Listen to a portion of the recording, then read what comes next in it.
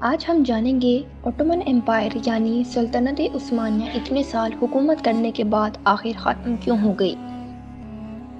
آج تک کی سب سے زیادہ دیکھے جانے والی ترکش سیریز ارطغرل غازی، جسے حال ہی میں نہ صرف ترکی بلکہ ساری دنیا میں بہت مقبولیت حاصل ہوئی۔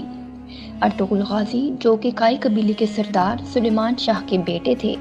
ارطغرل غازی ایک پکے اور سچے مسلمان تھے جنہوں نے اپنی ساری زندگی اسلام کے لیے وقف کر دی۔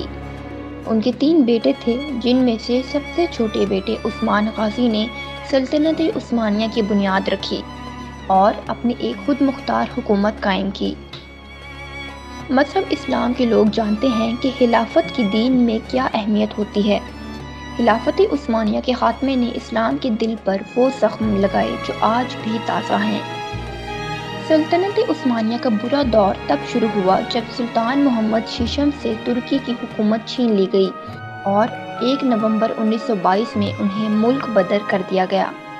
وہ اپنے بیٹے شہزادے ارطغرل افندی کے ساتھ مالٹا چلے گئے اور پھر وہاں سے اٹلی چلے گئے، جہاں انہوں نے اپنی زندگی کے آخری ایام بسر کیے اور ان کی وفات 16 مئی کو اٹلی میں ہوئی۔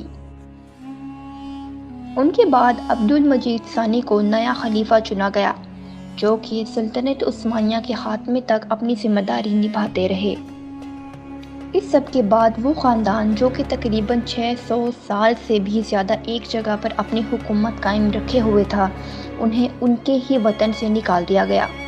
اس وقت عثمانی خاندان میں جو لوگ تھے ان کی تعداد 156 تھی، جن میں سلطان کے ساتھ ان کی بیویاں، شہزادی، شہزادیاں اور بھی کچھ لوگ شامل تھے۔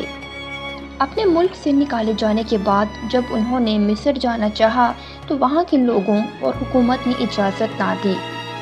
پھر جب ایک قریبی ملک شام کا رخ کیا تو انہوں نے بھی اپنے ملک میں داخل ہونے کی منظوری نہ دی۔ یوں کہہ سکتے ہیں کہ یہ وقت عثمانی حکومت کا مشکل ترین وقت تھا، جس میں انہوں نے تنگ دستی اور مفلسی کا سامنا کیا۔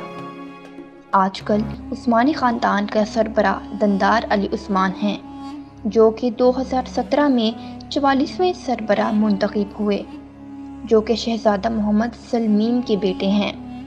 آج کل وہ اپنے خاندان کے ساتھ شام میں رہتے ہیں۔ 1954 میں عثمانی خاندان کی عورتوں کو اور 1974 میں عثمانی خاندان کے مردوں کو ترکی میں رہنے کی اجازت مل گئی تھی، لیکن ان میں سے کچھ نے ترکی سے باہر رہنا پسند کیا۔